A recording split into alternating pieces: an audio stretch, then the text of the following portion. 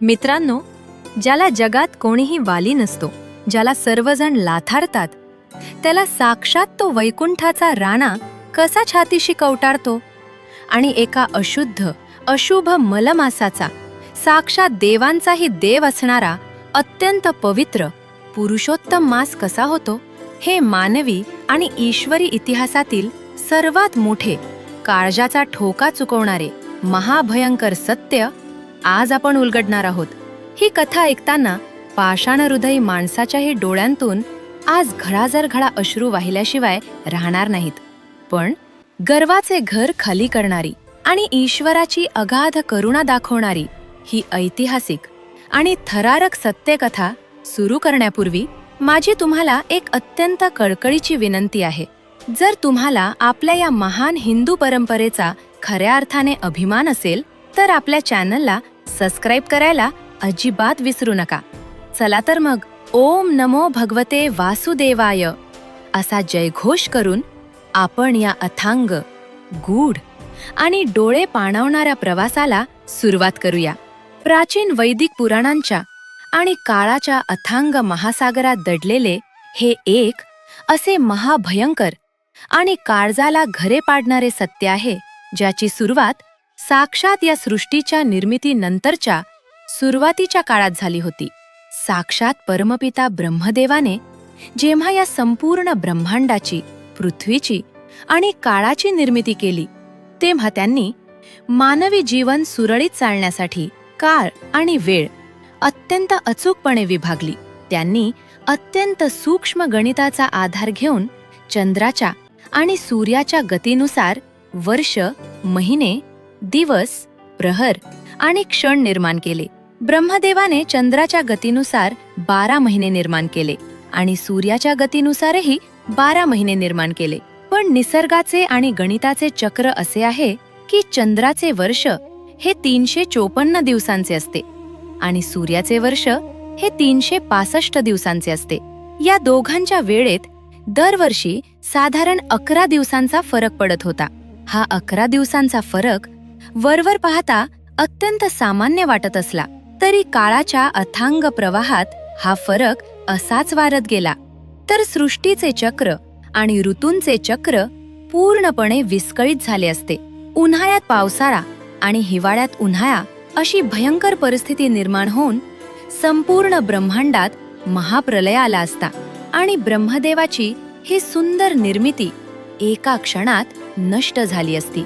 या भयानक संकटावर उपाय म्हणून काळाच्या त्या अत्यंत गूढ आणि अनाकलनीय चक्रातून दर 32 महिने, 16 दिवस आणि 8 घटीनंतर एक नवीन जास्तीचा काळ उरला. या उरलेल्या आणि साचलेल्या वेळेच्या तुकड्यातून साक्षात ब्रह्मदेवाने एका 13व्या महिन्याला जन्म दिला. हा तो जास्तीचा काळ होता, ज्याला स्वतःचे असे कोणतेही वेगळे अस्तित्व नव्हते. ब्रह्मदेवाने जे 12 मुख्य महिने निर्माण केले होते, त्या प्रत्येकाला एक स्वामी किंवा एक महान देवता दिली होती. प्रत्येक महिन्याला स्वतःचे एक अत्यंत सुंदर नाव होते, स्वतःचा एक मोठा सन्मान होता, स्वतःची अशी एक वेगळी ओळख आणि पावित्र्य होते. पण जेव्हा हा 13वा महिना, हा गणितातून उरलेला जास्तीचा काळ जन्माला आला, तेव्हा त्याच्या वाट्याला एक अत्यंत भयंकर आणि काळोख हे सत्य आले. त्याला ना स्वतःचे नाव मिळाले, ना कोणी स्वामी मिळाला आणि ना कोणताही उत्सव मिळाला. तो जन्मताच पूर्णपणे अनाथ होता. ज्या महिन्याला कोणीही स्वामी नाही, त्या महिन्यात कोणतेही पवित्र काम कसे होणार, असा प्रश्न निर्माण झाला.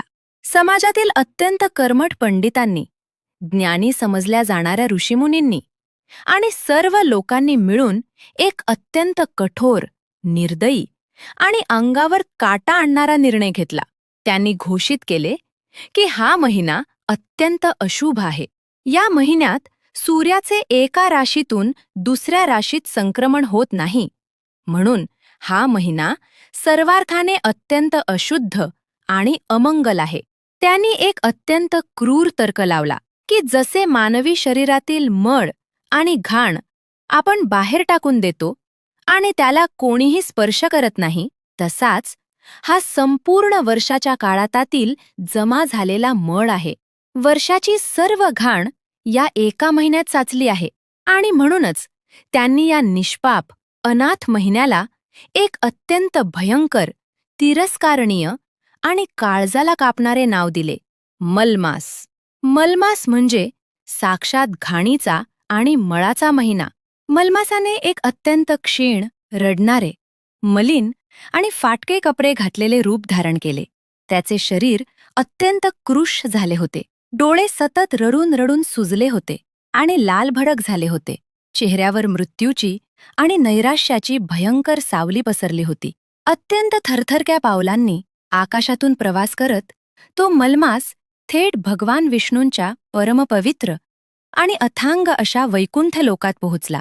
वैकुंठाचे ते अगाध तेज, तो करोडो सूर्यांना लाजवणारा सुवर्ण प्रकाश, ती मनाला अत्यंत मोहून टाकणारी अथांग शांतता आणि तिथे चाललेला देवांचा, गंधर्वांचा जय जयकार पाहून मलमासाला स्वतःची आणि स्वतःच्या घाणेरड्या अस्तित्वाची आणखीनच लाज वाटू लागली. त्याला वाटले की मी तर एक अत्यंत घाणेरडा, अशुभ आणि मळाने भरलेला मलमास आहे. मी या पवित्र वैकुंठात पाऊल ठेवले तर इथले देव आणि हे द्वारपाल मला लाथा मारून इथून हाकलून देतील. तो अत्यंत भीतीने, संकोचाने आणि रडत रडत वैकुंठाच्या सुवर्ण महाद्वाराबाहेर एका खांबाच्या आडोशाला उभा राहिला. त्याचे पाय आत जाण्यासाठी धजावत नव्हते, पण साक्षात भगवान विष्णू हे या संपूर्ण जगाचे पालनहार आहेत. त्यांच्या अथांग आणि करुणेने भरलेल्या डोळ्यांतून जगातील कोणताही जीव, मग तो कितीही लहान किंवा उपेक्षित असो, तो कधीही सुटू शकत नाही. विष्णूंनी आपल्या अंतर्दृष्टीने महाद्वाराबाहेर उभ्या असलेल्या त्या रडणाऱ्या जीवाला पाहिले आणि त्यांनी सेवकांना पाठवून त्याला अत्यंत आदराने आत बोलावले.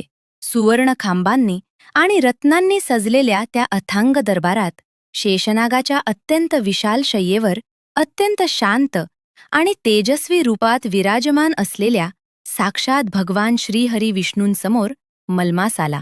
माता लक्ष्मी विष्णूंचे चरण दाबत होत्या.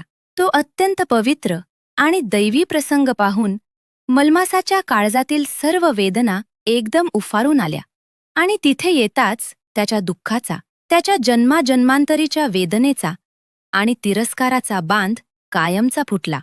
मलमास एका लहान, घाबरलेल्या आणि सर्वांनी बेदम मार खाल्लेल्या अनाथ मुलासारखा धावत गेला आणि साक्षात विष्णूंच्या पायावर कोसळला. त्याने विष्णूंचे चरण घट्ट पकडून अत्यंत हृदयद्रावक आवाजात हमसून हमसून टाहो फोडून रडायला सुरुवात केली.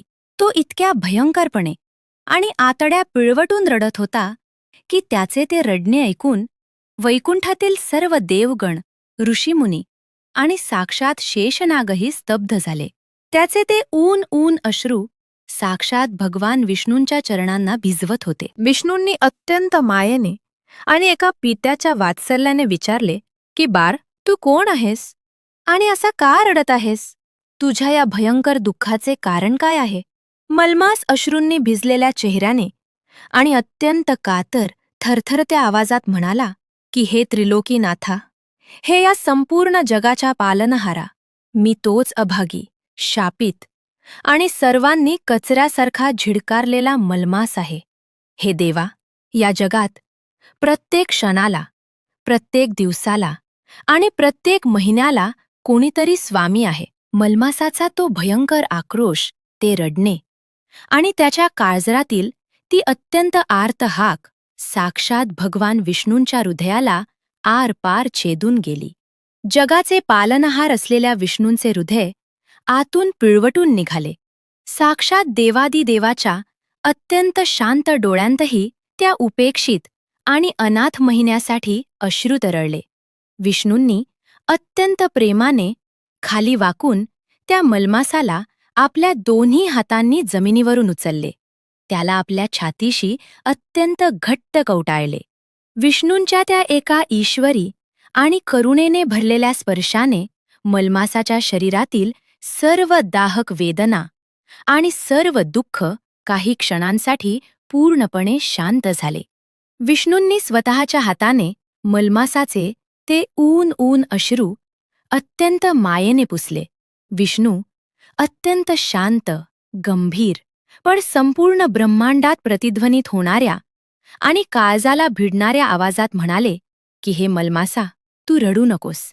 तुझ्या दुःखाची, तुझ्या अपमानाची आणि तुला दर क्षणाला सहन कराव्या लागलेल्या प्रत्येक शिवीची जाणीव मला आहे. मला माहीत आहे की तू किती भयंकर वेदनेतून गेला आहेस. पण लक्षात ठेव, ज्याला या जगात कोणी वाली नसतो, जो अनाथ असतो आणि ज्याला सर्वजण हाकलून देतात, त्याचा वाली हा प्रत्यक्ष नारायण असतो. मी तुझा कधीही त्याग करणार नाही.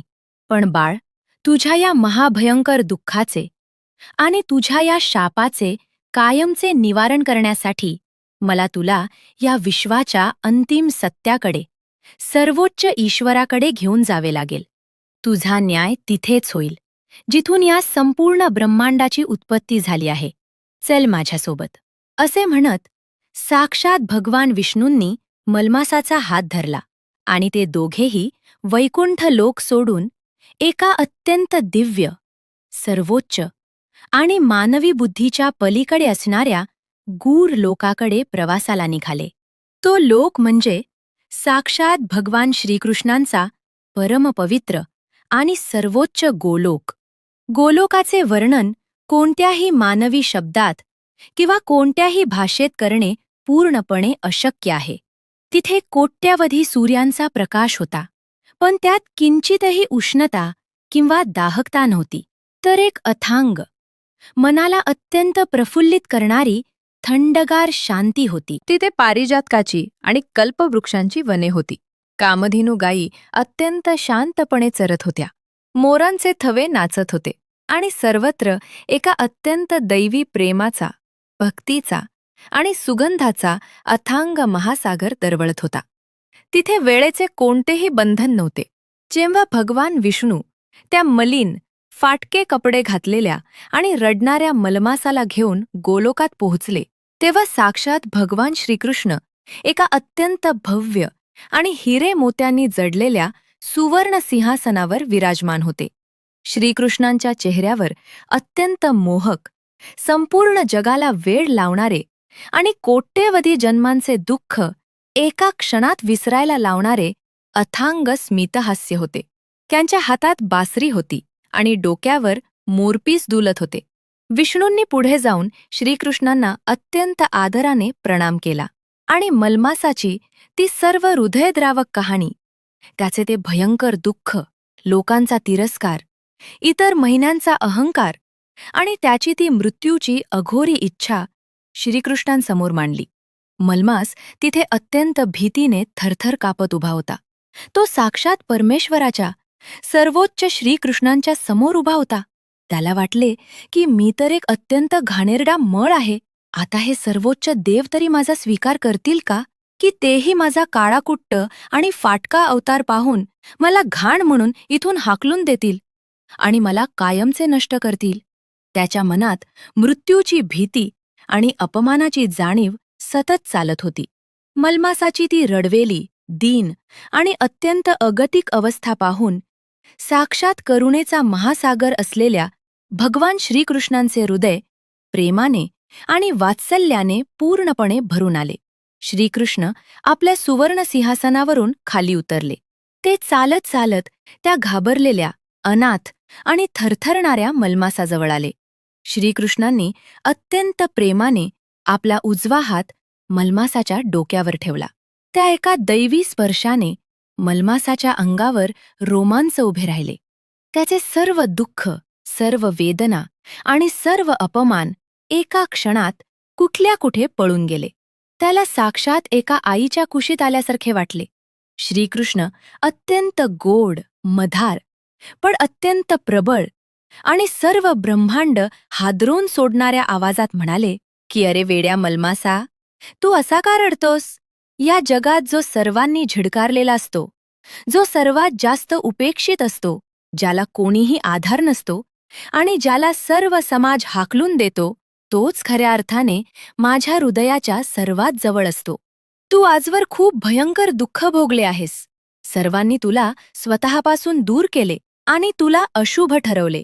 पण आज मी, साक्षात श्रीकृष्ण, या संपूर्ण ब्रह्मांडाचा नियंता आणि परब्रह्म तुझा अत्यंत प्रेमाने स्वीकार करत आहे. आजपासून तू अनाथ नाहीस. आजपासून तू शापित नाहीस. आजपासून तुझा स्वामी, तुझा वाली साक्षात मी आहे.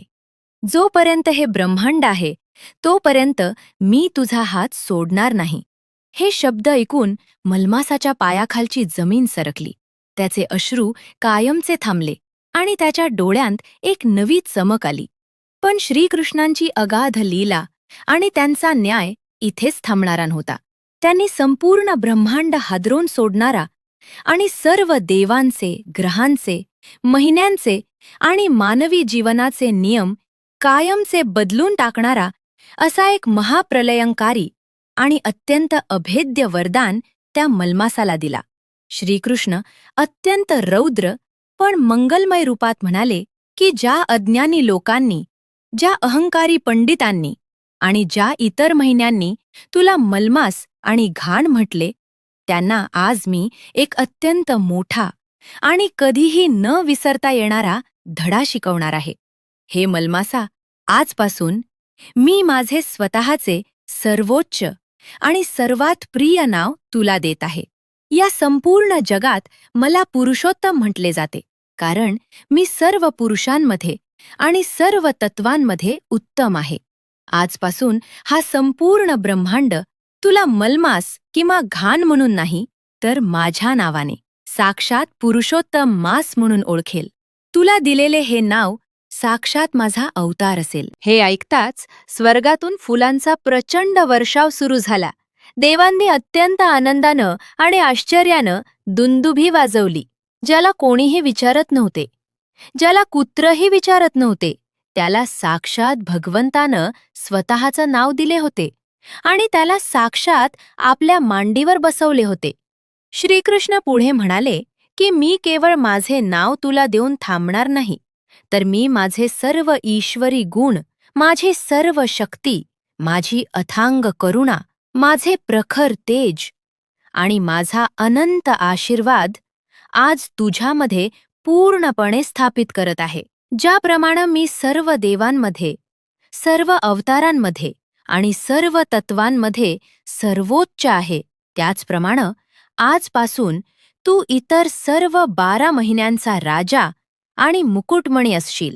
तू सर्व महिन्यांमध्ये सर्वात श्रेष्ठ, सर्वात पवित्र आणि सर्वात जास्त फलदायी मानला जाशील. जे महिने आजवर तुझा अपमान करत होते, ते सर्व महिने आजपासून तुझे दास बनतील.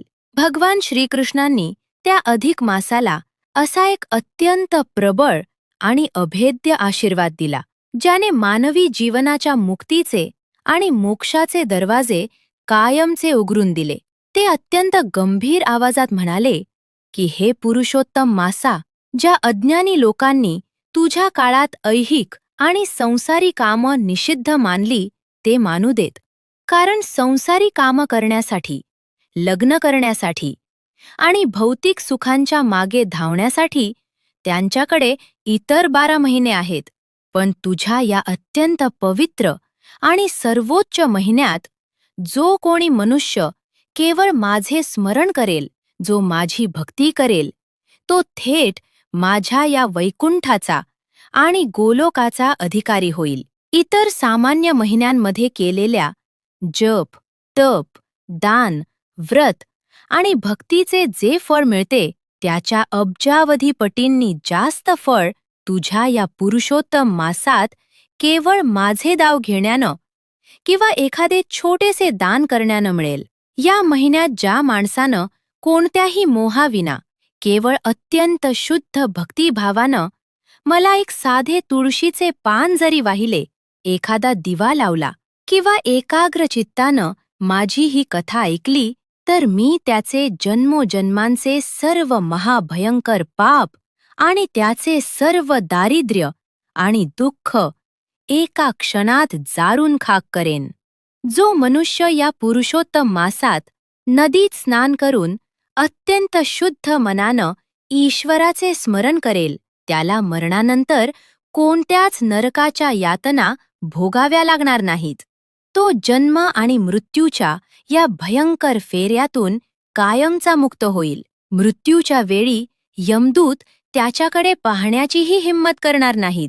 तर मी स्वतः किंवा माझे दूत त्याला माझ्या या आनंदमय धामात घेऊन येतील आणि त्याला माझ्या चरणांशी अखंड शांती प्राप्त होईल.